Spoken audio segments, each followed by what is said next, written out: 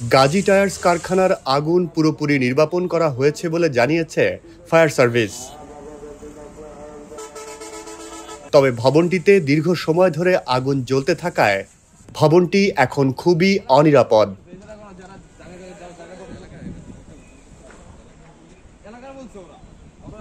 মঙ্গলবার সকাল ৫টার দিকে ফায়ার সার্ভিস আগুন নেভানোর কথা জানালেও বিকেলের পর আবারও ভবনটিতে আগুন জ্বলে ওঠে।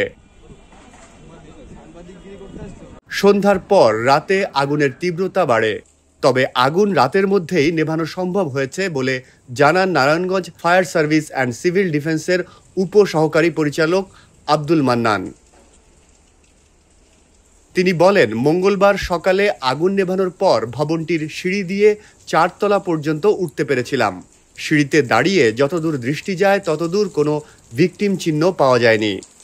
ভেতরে প্লাস্টিক ও রাবার জাতীয় বস্তু থাকার কারণে প্রতিনিয়ত পানি ছিটিয়ে যাচ্ছি। তাছাড়া দীর্ঘ সময় ধরে আগুন জ্বলতে থাকায় ভবনটি এখন অনিরাপদ। এদিকে মঙ্গলবার নারায়ণগঞ্জ গণপূর্ত বিভাগের উপবিভাগীয় প্রকৌশলী সাইফুল ইসলাম বলেন, আগুনের তাপে ভবনটির বিভিন্ন অংশ ধসে পড়েছে। ভবনটি খুবই ঝুঁকিপূর্ণ অবস্থায় আছে। আগুন পুরোপুরি নিভে গেলে আমরা পর্যবেক্ষণ করব। ভবনটিতে প্রবেশ করে উদ্ধার অভিযান চালানো যায় কিনা সে ব্যাপারে তখন পরামর্শ দেব। ভবনে অনুসন্ধান চালাতে না পারায় নিখোঁজদের বিষয়ে চূড়ান্ত কোনো তথ্য দিতে পারছে না ফায়ার সার্ভিস। মঙ্গলবার জেলা প্রশাসন একটি তালিকা তৈরি করার উদ্যোগ নিয়েছে জানালেও নিখোঁজের কোনো সংখ্যা গণমাধ্যমের কাছে প্রকাশ করছেন না সংশ্লিষ্ট কর্মকর্তারা।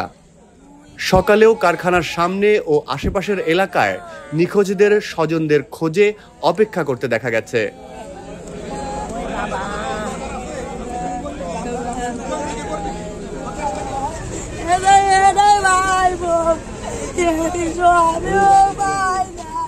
বর্তমান পরিস্থিতি হলো আগুন সম্পূর্ণ প্রায় নির্বাপন, কোনো ফ্লেম নেই।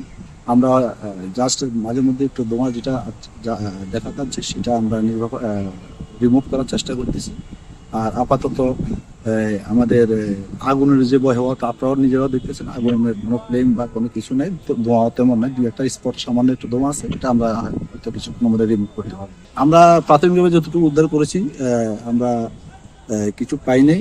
তবে আমাদের উদ্ধারের বিষয়ে আমাদের সেন্ট্রালি একটা সিদ্ধান্ত হবে বিভিন্ন সংস্থা নিয়ে, তখন সিদ্ধান্তের মোতাবেক আমরা পরবর্তী পদক্ষেপ নেব।